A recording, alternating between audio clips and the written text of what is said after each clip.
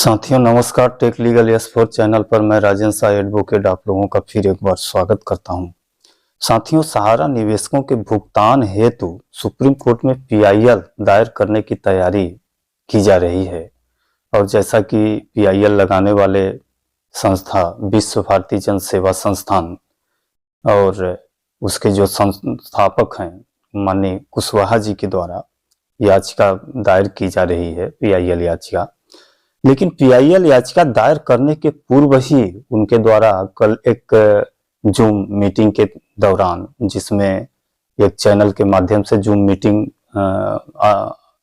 आयोजित की गई थी, जिसमें उनके द्वारा उस पीआईएल पर दायर करने से पूर्व ही संदेह जाहिर किया गया है कि अब इसमें माननीय सर्वोच्च न्यायालय हम लोगों के पक्ष में करता है कि नहीं करता है, इस पे बहुत संदेह है। लेकिन हम लोगों की पीआईएल बहुत जल्द ही दायर कर दी जाएगी। अब साथियों, पीआईएल जो होता है, पीआईएल मुख्य रूप से सरकार के विरुद्ध होता है। जो पीआईएल सरकार के विरुद्ध होता है और जिन पीआईएलों में लोगों के मौलिक अधिकार का हनन होता है, मौलिक अधिकार का शोषण होता है, मौलिक अधिकार के खिलाफ कोई कार्य सरकार के द्वारा किया जाता है, ऐसे पीआईएल निश्चित रूप से 101% माननीय सर्वोच्च न्यायालय के द्वारा ग्राह्य किया जाता है और माननीय सर्वोच्च न्यायालय उस पर आदेश पारित करती है। क्यों करती है? क्योंकि माननीय सर्वोच्च न्यायालय और हाई कोर्ट की स्थापना ही जनहित याचिका यानी मौलिक अधिकारों की रक्षा करने के लिए की गई है। लोगों का जो मौलिक अधिकार संविधान के भाग 3 में दिया गया है, उन मौलिक अधिकारों की प्रहरी मानी जाती है सुप्रीम कोर्ट और हाई कोर्ट। तो अगर लोगों के मौलिक अधिकारों का हनन होता है तो निश्चित रूप से पीआईएल में सफलता मिलती है। लेकिन यहां पर जो पीआईएल दायर किया जा रहा है, ये पीआईएल मैं अपने व्यू से बता रहा हूं, मैं अपने अनुभव से बता रहा हूं, कोई इसको कोई दूसरे रूप में न ले। चूंकि यह जो पीआईएल दायर किया जा रहा है, इसमें सरकार की गलती, सरकार की खामी या सरकार किसी मौलिक अधिकार का हनन कर रहा है, लोगों के मौलिक अधिकार का हनन किया है, इस तरह से पीआईएल दायर नहीं की जा रही है जैसा कि उन लोगों के वक्तव्य से मुझे लगता है। इस पीआईएल में मुख्य रूप से जो दोषी ठहराया गया है वो सहारा इंडिया को दोषी ठहराया गया है कि सहारा इंडिया भगौड़ा है, सहारा इंडिया ने लोगों के साथ विश्वासघात किया, सहारा इंडिया लोगों के साथ गलत फर्जीवाड़ा करके लोगों का पैसा हड़प लिया। इसलिए यह पीआईएल दायर किया जा रहा है कि माननीय सर्वोच्च न्यायालय सहारा इंडिया से पैसा दिलवाए। साथियों, मेरा कहना है कि अगर किसी व्यक्ति के द्वारा या किसी संस्था के द्वारा कोई गलती, कोई फर्जीवाड़ा किया जाता है या कोई आपराधिक कृत्य किया जाता है तो उसके लिए पीआईएल दायर नहीं होता। उसके लिए हमारे कानून में, आईपीसी में बहुत जो भारतीय कानून बने हैं, उन कानूनों के तहत उनके ऊपर आपराधिक प्रकरण चलाए जाते हैं, दंडात्मक कार्यवाही की जाती है, जबकि उनके खिलाफ आप जनहित याचिका दायर ही नहीं कर सकते, क्योंकि उनमें जो वो आपराधिक कृत्य किए हैं, उन कृत्यों को करने के लिए ऑलरेडी कानून में प्रावधान है। लेकिन अगर सरकार किसी तरह का कोई कृत्य करती है, सरकार किसी तरह से लोगों के अधिकारों का उल्लंघन करती है, मौलिक अधिकारों का उल्लंघन करती है, तो हम सरकार के खिलाफ किसी आपराधिक कानून में या आपराधिक कृत्य के लिए हम उनके खिलाफ कोई आपराधिक प्रकरण पंजीबद्ध नहीं करा सकते। इसलिए उनके खिलाफ जनहित याचिका दायर होती है, क्योंकि सरकार के द्वारा एक भारी समूह के लोगों के साथ अन्याय किया जा रहा है। तो उस अन्याय के खिलाफ जनहित याचिका दायर होती है और माननीय सर्वोच्च न्यायालय या हाई कोर्ट के द्वारा ऐसे जनहित याचिकाओं को स्वीकार करके सरकार को आदेश दिया जाता है कि आप इन लोगों के अधिकारों का हनन कर रहे हैं, आप इनके अधिकारों को, इनके साथ न्याय करने के लिए आपको ये चीज करना पड़ेगा और आपको ये करना ही पड़ेगा, ऐसा आदेश माननीय सर्वोच्च न्यायालय और हाई कोर्ट देती है। तो यह पीआईएल जो दायर हो रही है वो संस्था के खिलाफ हो रही है। हालांकि पार्टी इसमें सीआरसी और सरकार को बनाया गया है, लेकिन सरकार का इसमें दोष नहीं दिखाया गया है। इसलिए यह पीआईएल मेरे हिसाब से कतई प्रचलनशील नहीं है, प्रचलन योग्य नहीं है और यह प्राइमा फेसी में ही पीआईएल खारिज हो जाएगा। और खारिज होने के साथ साथ मेरा जहां तक अनुमान है कि इस पीआईएल पर जुर्माना भी लगाया जाएगा जो यह पीआईएल दायर कर रहे हैं।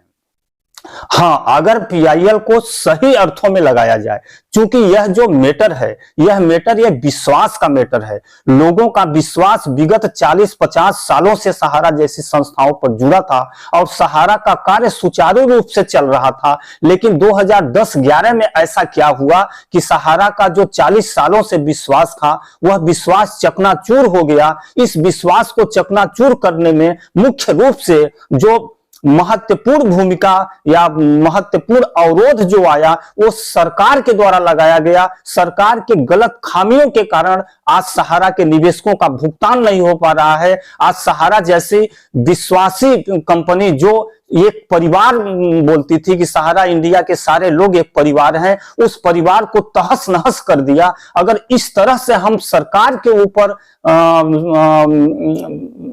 कारण लगा के, सरकार के ऊपर आरोप प्रत्यारोप लगा के अगर हम पीआईएल दायर करते हैं तो हमें सफलता मिलने की पूर्ण विश्वास है, हमें सफलता मिलेगी। लेकिन अगर हम यह आरोप प्रत्यारोप सहारा के ऊपर लगा के करते हैं तो हमें पीआईएल में सफलता मिलने का उम्मीद कतई नहीं है।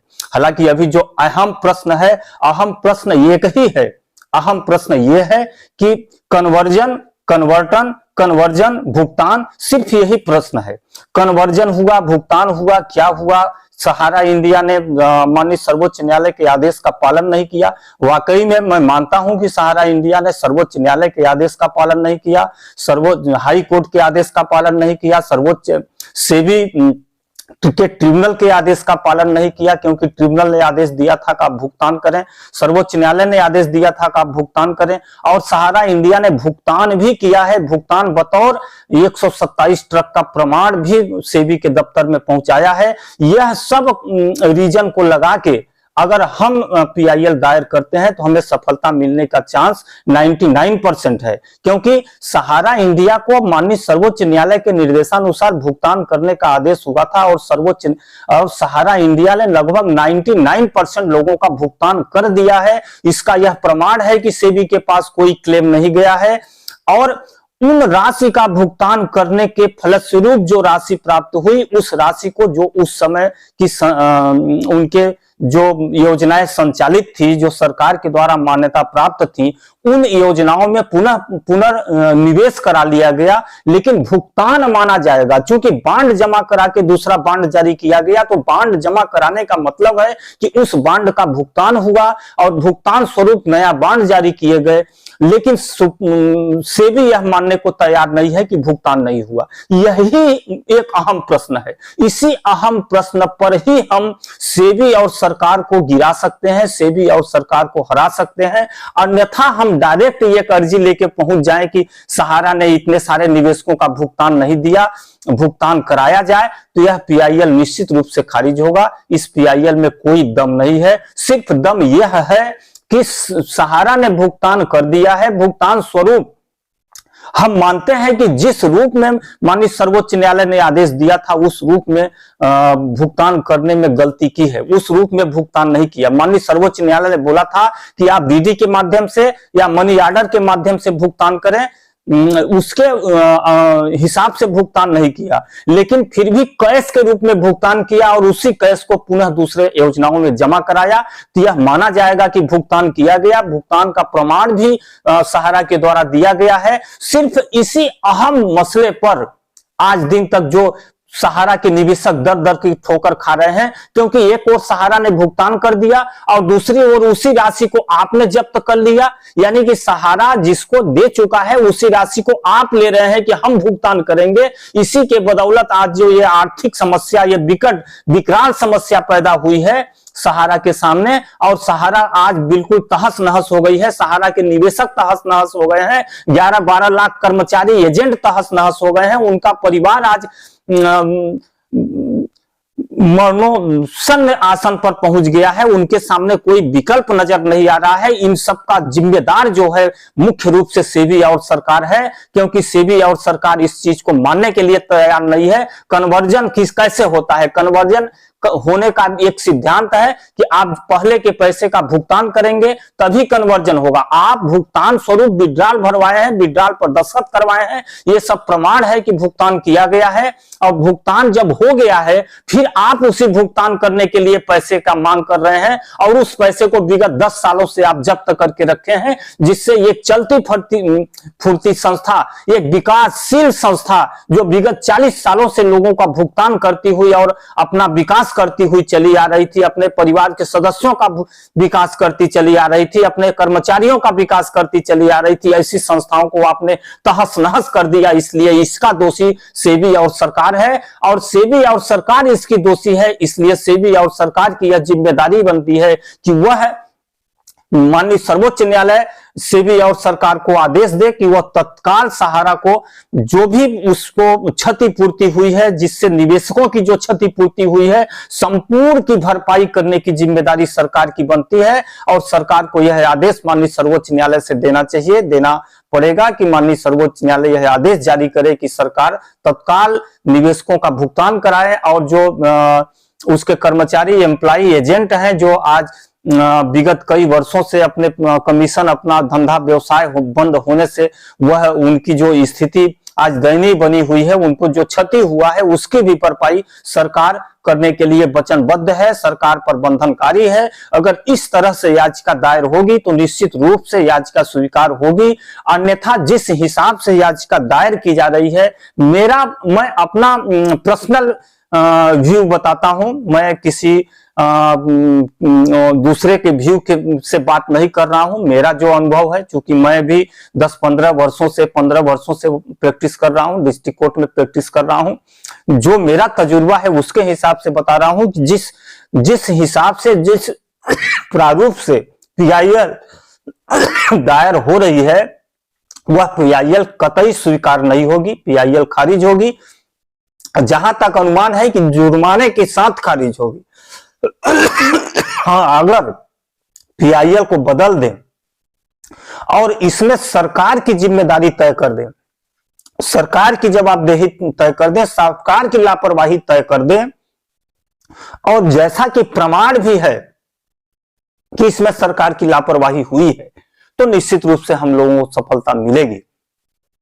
लेकिन जितने भी संगठन बने हैं, आज दिन तक कोई संगठन सहारा के पक्ष में नहीं। सहारा की भी गलती है, मैं ऐसा नहीं मानता कि सहारा की गलती नहीं है, सहारा की भी बहुत सारी गलतियां हैं। लेकिन जो आज समस्या हम निवेशकों के सामने विकराल समस्या दिखाई दे रही है, विकराल समस्या उत्पन्न हो गई है, इस विकराल समस्या को उत्पन्न होने का मेन कारण जो है, मेन कारण सरकार और सेबी है, इसका कारण सहारा नहीं है।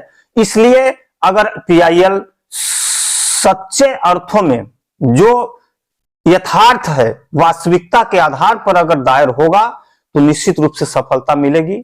साथियों, इन्हीं बातों के साथ मैं अपनी बातें को समाप्त करता हूं, अपनी वीडियो को समाप्त करता हूं। अगर आपका इस वीडियो पर किसी तरह का कमेंट हो, आप अगर इससे सहमत नहीं हो या सहमत हो, तो कृपया आप कमेंट बॉक्स में जरूर लिखें। सहमत हो तो यस लिखें, अगर सहमत नहीं है आप मेरे बातों से तो आप नो लिखें, लेकिन नो का रीजन भी लिखें कि क्यों आप सहमत नहीं हैं, ताकि मैं आपके कमेंट के हिसाब से अगला वीडियो बना सकूं। तब तक के लिए मुझे आज्ञा दीजिए। नमस्कार।